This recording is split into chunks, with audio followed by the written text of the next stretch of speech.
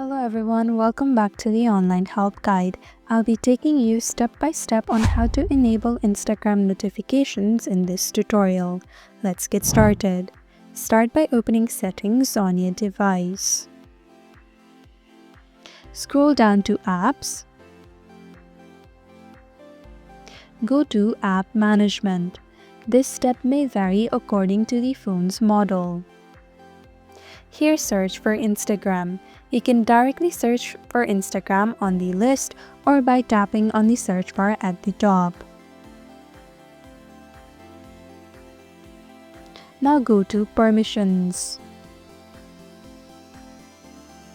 Search for Notification. Tap on it. Then toggle on the option for Allow Notifications. Now you will start getting notifications from the app, and that is how to enable Instagram notifications. Thank you for watching Online Health Guide.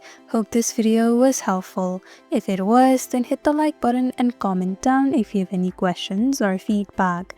Also, if you're new to our channel, subscribe and hit the bell icon so that you don't miss our upcoming videos.